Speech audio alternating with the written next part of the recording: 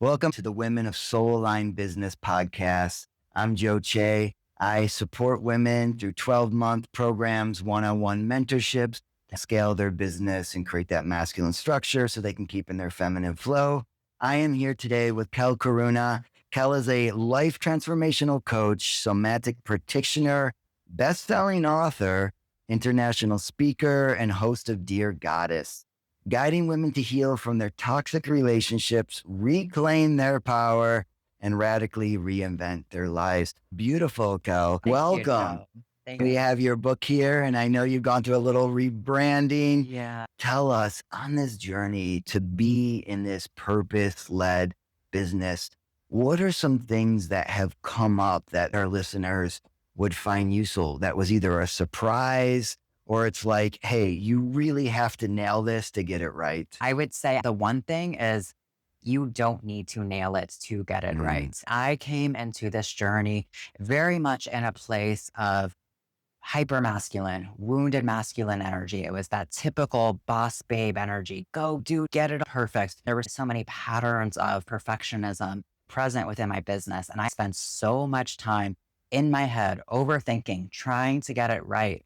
The thing is, Joe, when you're building a business, you need to get it wrong. You need to reframe the association that you have with mistakes because there are no mistakes. It's just data, it's information. I spent so much time in this state of paralysis of trying to figure out, what do I do? I got to get it right. I got to know this step and this step and this step and all of the aspects of it. No, you take one step at a time and that step creates the next. There is no getting it right, no getting it wrong. There's just doing and taking that aligned action. And then you learn, pivot, and go from there. So I spent a long time trying to get it right. And it kept me stuck in my own patterns. That's actually something I was not prepared for on this journey of spiritual soul-led entrepreneurship was the actual spiritual journey of it for myself. I've built other businesses in the past. I've built real estate brokerages and I had a real estate career. And I thought coming into creating a soul-led business, it would just follow that same trajectory. I know what to do. I know how to show up.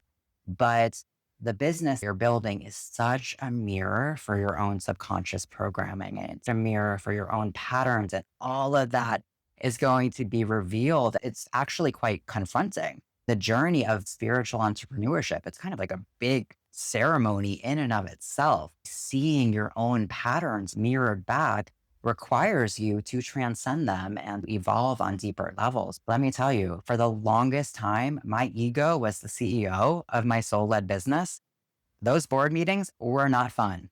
There was a lot of resistance, a lot of inner conflict, and I wasn't seeing the results or the impact I desired. It was so frustrating. But just being willing and open to see what's being mirrored back and to meet these parts of yourself and go deeper into your own journey is the one thing required to actually create this soul led business. yeah. What's interesting about soul led businesses is it's not just chasing the Yeah. money, it's aligning your income to deeply, truly who you are, what you care about. You constantly have to ask yourself, am I perfectly in integrity? Am I in alignment? Is this program, product, an extension of who I am? Is it really authentic? And there's another step. Is it relatable? Is it relevant to the audience? I'm giving a webinar this weekend on the 6 steps of soul aligned success. There's this success, which is what the world gives you, money, things, etc. But this soul purpose success is different, right? It's not maximizing the money. It's maximizing the lifestyle, how you feel, who are you impacting. One of the steps is making what you're giving and what's authentic to you relevant. Yeah. Many of us, as we go in, we're like, oh my God, this is so important to me. The world must need this. And nobody signs up, nobody buys it. You're like, why is this? It's because it's not relevant. Have you found that in your journey that you had to readjust to who you were and that authentic expression and being like, actually, I need to make this more relevant by doing this? Yeah, absolutely. This goes back to the original point. There is no getting it right, and you have to be willing to pivot.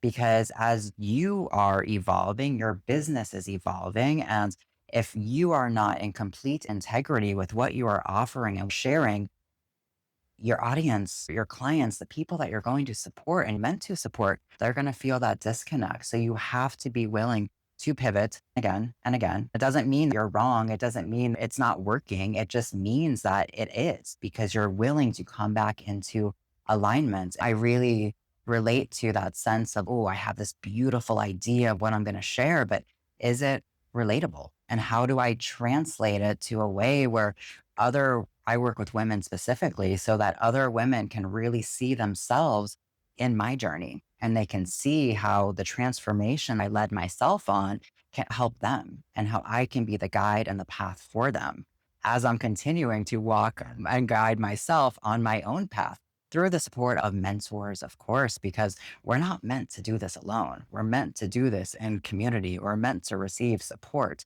to receive guidance, and we're all just walking each other home. You're preaching to the choir Yeah. for sure. My path has been a lot about community. And I really notice as we move forward, we need to surround ourselves with people doing the stuff we're not good at and we don't like. It's about staying in your zone of Yeah. genius. If technology is not your thing and you're like, I'm channeling spirit and the divine, I'm in the flow, then you need to surround yourself with people that's going to create the structure. That's going to be like, okay, let me do your funnels, let me do your marketing, and you just give me your authentic self and I'll plug it in. There's been so many times I've been outside of my zone of genius and it feels like an uphill battle, just fighting the Sisyphusian task of rolling the rock up the hill. And then every time you get up, you fall Yeah. back to where you were. It wasn't till I really made a commitment to surround myself with teams that are good with that and bringing it back to what you said earlier, staying in that Yeah. authenticity and having to pivot. My team, I drove them crazy because we would go and we'd start making something, a business or an offer. And then I get into it. I was like, actually, guys, this doesn't feel right for me. They're like, what? We just spent 3 months building this. I'm like, yeah, I know, but there's something in me that just feels like we're going in the wrong direction. And they would go crazy with this. How long did it take you, Cal? When you pivot, do you feel like you're in the place where you really have the thing and it feels good and it feels in flow and in alignment?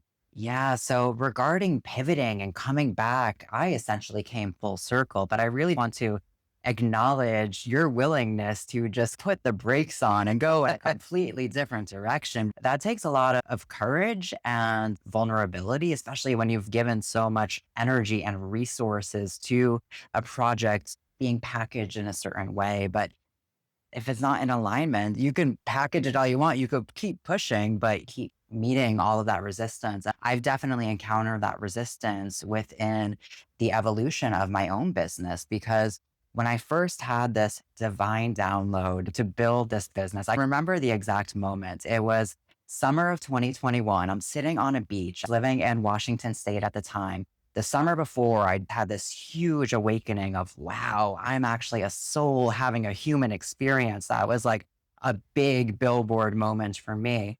And then the following summer, I was so excited. I'm like, if I found that out last summer, like, what am I going to find out this summer? Because the beach is one of my soul's happiest places. I'm on the beach and it was like, you're meant to help other women. It was like the angels coming from the clouds and you're going to build an online business. And I'm like, what? I don't even like being on video. Like, how am I going to do that?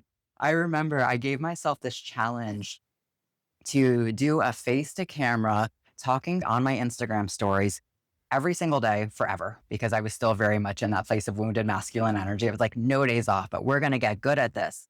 And it was so uncomfortable at first. I would take so many different shots. I would be like, oh, I blinked funny. I breathed weird. But I was like, no, I got to get good at this, become more comfortable with myself and my own expression. When I first started my business, it was all about helping women navigate the aftermath of toxic relationships and use it as a catalyst to unlock their higher self. It takes a lot to create change in your life. When you're at rock bottom and shit is falling apart and it feels like it's the end of everything, that's actually just the beginning. We can use these experiences to heal from the past and to create a new future for ourselves. That was always the original vision. Then I took some detours. I could help women with this and I could help women with that. And Sure, I absolutely can.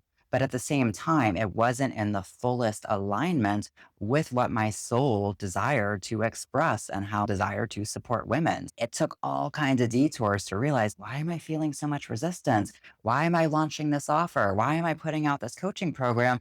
And nobody's really interested. It wasn't about even the program or the offering. It just wasn't in full alignment for me. That was the disconnect. I am a very resilient person. The shadow side of that is I tend to be quite stubborn. So I kept pushing. We're going to make it work. Look at what this resistance is really about, but it's actually not in alignment. I don't even know how many years to come full circle, because where am I now?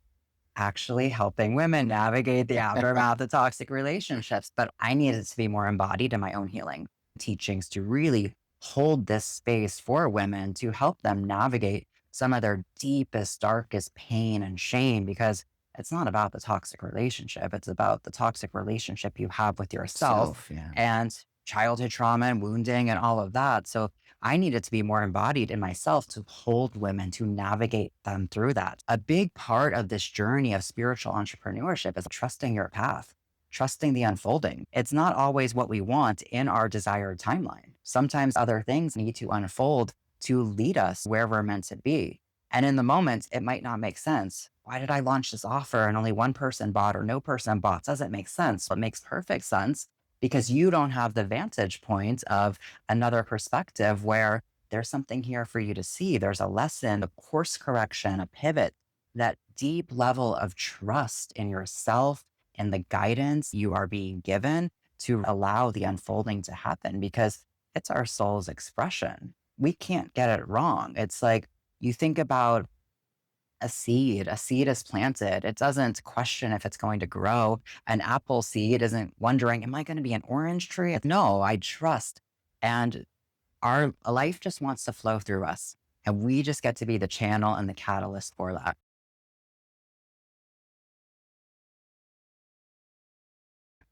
Yeah. Something that I've noticed in business is that when you take the time, you build something, a product, an offer, and it's not hitting, right? It's not hitting, is it's not in our full alignment so that we're blocking Yeah. Yeah. ourselves from actually getting out there. We're not telling everyone about it. We're not excited Yeah. about it. Sure. And energetically, others feel that. It's interesting. As soon as you do something that you're like, oh my God, this is so me and I can own this. I remember when I was doing one program, when I made the decision to do it, I actually resisted working with just women for a Mhm. long time because I had these limiting beliefs that I'll be judged. I'm just a man. I'm not a woman. There's plenty of women helping women like yourself that are doing an amazing job. I can't own this publicly because I'm going to get ridiculed. At some point, I was like, no, I'm a little neurodivergent, a little on the spectrum. And my mind is so structured with business processes and technology. And it's actually a really amazing gift to someone that just wants to stay in that flow. I can make the structures and you push one button instead of 3 hours.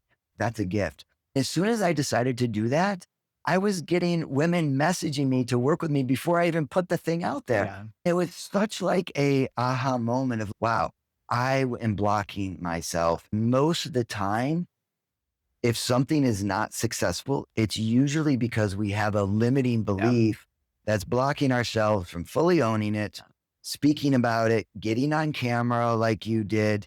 It's either that or it's not relevant. And it's usually the first. If you're Yeah. not successful at something, there's usually a limiting belief there. I did a webinar a couple of weeks ago called Unblocked and Unlocked. It's free on my website, Mm. but it goes through and looking for those limiting beliefs and then just thanking them for protecting me from Yeah. failure, from shame or ridicule, from this past story. One of my limiting beliefs is I could never write a book.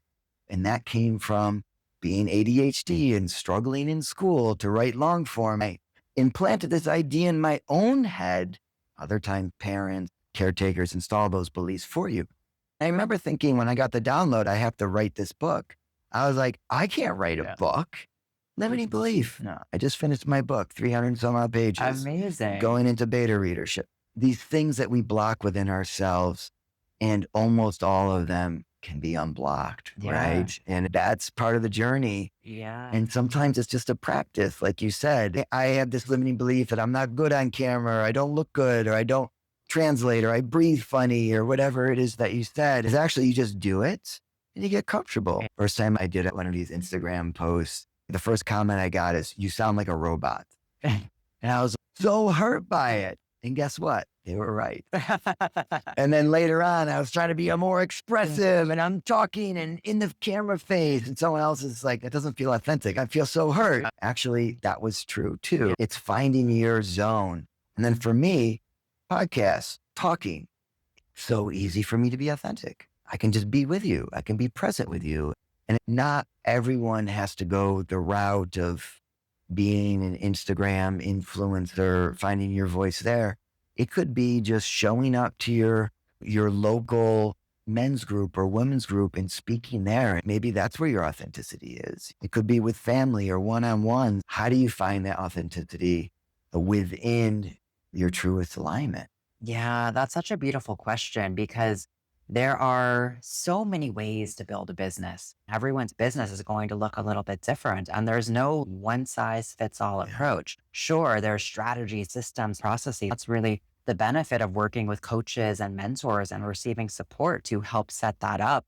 But at the same time, the way your soul desires to build a business is probably different than mine is. You have to really go into it from this place of experimentation. I'm going to try this. Oh, that felt good. Or that didn't feel quite. Let me try this. Just really seeing what fits for you because it's not a one size fits all approach. There's paths, but ultimately you're creating your own. You get to create your own recipe. And so often we go into this and tell me what to do. At least that's how it was for me. I worked with mentors in the past initially in my journey of entrepreneurship. And it was not coming from a place of empowerment. It Mm. was from a place of, tell me how to build my business better than me. Now I can really see how is outsourcing my power, once again, recurring pattern in my life. But why would I think that anyone else knows how to build my soul's business? I need to trust myself. I need to not make the mistakes, right? Because there's no mistakes are being guided to make pivots. But ultimately, I need to not make it mean anything about myself. I need to notice the narrative and the meaning that I'm attaching to the outcomes that I'm receiving in my business, not making it validate my sense of unworthiness and my own wounding coming up, but rather just seeing, no, this is all neutral. What's being brought up is actually something for me to look at. I'm just creating this path as I go so I can discover what authenticity feels like for me, because that's really our deepest, truest expression, right? They say unconditional love is the highest frequency, but it's actually authenticity. That's our Mm. truest currency. We're taught not to be authentic. We're conditioned to fit in these boxes. Now we got to take ourselves out of these boxes and discover not only what authenticity looks like in ourselves, in our lives, but also in our business. And more importantly, what does authenticity feel like? Because authenticity is a frequency and we need to feel it within ourselves. Once you feel it, once you taste it, you won't tolerate or settle anything less. That's why, Joe, you are 3 months into a project and you're like, nope, this isn't it. Abort the mission because I'm not willing to settle for anything less than my authentic expression. Yeah. I was actually like over a year into the project. My team Oh, was going to yeah. kill me. There was still a lot of lessons and things got built that were relevant. But I really want to bring this back to the authenticity Yeah. because I think this is a crucial point in the 6 steps of soul, purpose, path. Mm. The first one is to uncover what you truly love to do and find that authentic Yeah. expression in that. I have a whole program just on that. I was going around the world teaching something called Ikigai. Are you familiar with? It's a Japanese concept for the reason of being, and it's 4 quadrants. Teaching that for years, and at a certain point, I was like, "This is falling short. This is not asking the right questions. What are the right questions?" I came up with 13, and it literally hands you how to be in your soul purpose and still make over 100,000 every time. And it Mm. works every time if people follow it, because this process is so crucial. If we don't get that first part of who are we really? And what is the authentic expression of that? then success will never actually be an aligned success. It's going to be someone else's. But I want to speak to this vibration of authenticity. But I was actually reading a study 2 weeks ago, and I was like, wow, scientists can measure the vibrations of certain emotions. And this is something that's very measurable.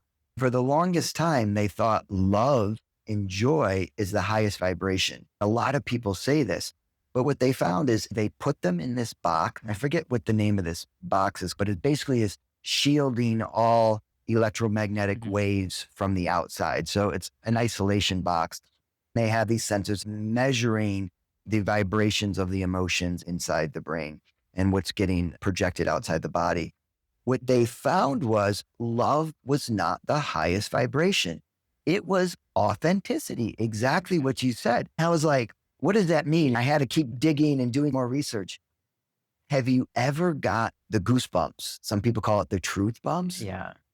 That was the highest vibration, is when something was said or that they heard that was so authentic Mhm. in their body that it was registering a higher vibration than love.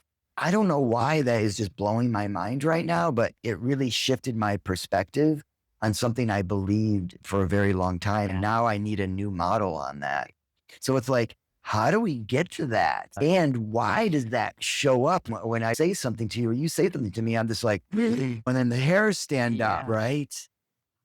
Crazy. And, authenticity, when you connect to someone, it's that remembrance on a soul level. Our souls are having resonance together. The reason I feel personally that authenticity is a higher frequency than love, even because when you have the courage to show up as your Yeah. truest, most authentic self, that is unconditional love. And it really goes against all of our conditioning. You go back to tribal cultures where we had the mentality of we need to fit into the tribe to abandon our authentic selves in order to survive, to stay. This is still projected into our own childhood where we begin to distort ourselves and wear these masks as who do I need to be to feel loved, to feel connected, to feel safe, to have my needs met. These are survival mechanisms.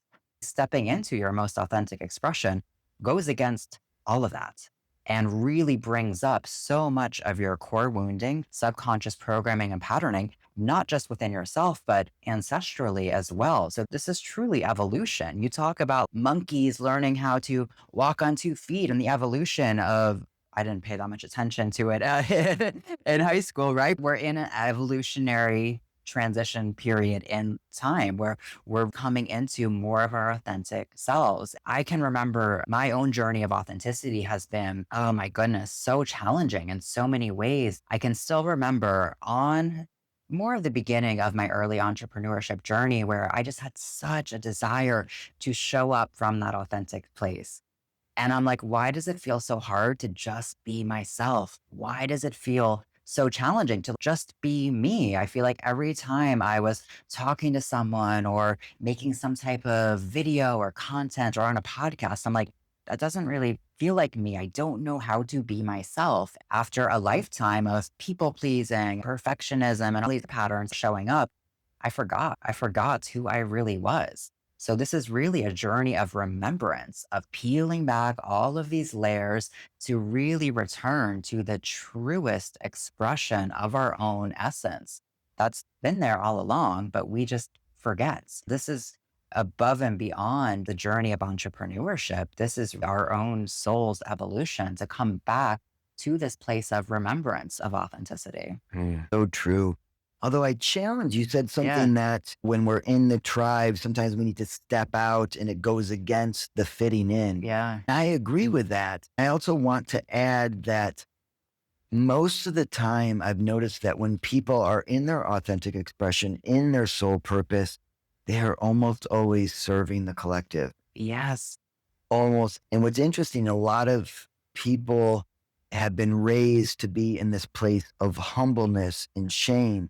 And I think that's beautiful, but I think it's better to come from a place of asking yourself the question, how can I best serve the person in front of me? How do I best serve them Yeah. in this moment? Yeah. How do I best serve you in this moment?